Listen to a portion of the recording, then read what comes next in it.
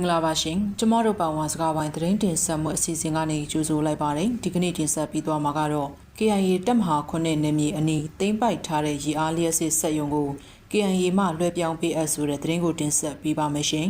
KIA တပ်မဟာ9နယ်မြေအနီးသိမ်းပိုက်ထားတဲ့ရေအားလျက်စစ်စက်ရုံကိုပြန်လည်လွှဲပြောင်းပေးအပ်ရာဦးလက်ခွေခန့်ပေါ်ရဲ့ဇနီးနဲ့သမီးဒေါ်ပေါ်မနန်ဦးလက်ခွေပေါ်မလန်ရဲ့ဒူမဒေါ်လက်ခွေပေါ်မနန်တို့မှယခုလ4ရက်နေ့ကတက်ရောက်ခဲ့တယ်လို့ဒေသခံတဦးထံကနေသိရပါတယ်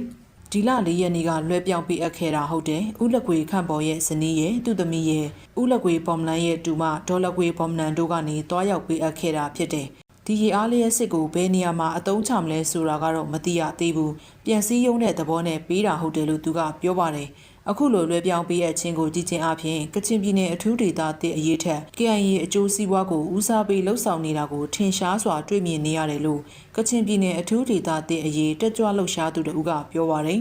ဒါကိုကြည့်ချင်းအပြင်ကချင်ပြည်နယ်အထူးဒေသတဲ့အရေးကိုဂရုမစိုက်ပဲ KIA အကျိုးစီးပွားကိုဦးစားပေးလုပ်နေတယ်ဆိုတာကိုတွေ့မြင်ရမှာဖြစ်တယ်။ဘာလို့လဲဆိုရင်သူတို့ပူပေါင်းလုပ်နေလို့ဒီလိုပြန်ပေးတာဟုတ်တယ်။ဒေသကိုအရေးမဆိုင်လို့ပဲပန်းဝါကို KIA လာတိုက်တဲ့အချိန်ကအလွယ်တကူလက်နက်ချခဲ့တာလေ။ငကိုကလေးက KIA နဲ့ပူပေါင်းပြီးကိုကျိုးစီးပွားလှုပ်ဆောင်ခဲ့တာဖြစ်တယ်။ဒါကိုဒေသကလူတွေကွက်ကွက်ပြပြသိဖို့လိုအပ်တယ်။ဒေသအရေးကိုတကယ်လှုပ်ဆောင်နေတာဆိုလို့ဥက္ကဋ္ဌကြီးဦးစခုံတရင်ပဲရှိတယ်လို့သူကပြောပါတယ်။ဒါအပြင်ကချင်ပြည်နယ်အထူးဒေသသစ်ထာဝရငြိမ်းချမ်းရေးအဖွဲ့ချုပ်ဦးဆောင်ကော်မတီမှထုတ်ပြန်ချက်အမှတ်9/2025ဖြင့်ဦးလက်ကွေပေါ်မလန်းကိုမိမိအဖွဲ့အစည်းနဲ့လုံးဝသက်ဆိုင်ခြင်းမရှိဘဲနောင်တွင်ဖြစ်ပေါ်လာမဲ့ပြဿနာများကိုအဖွဲ့အစည်းမှလုံးဝ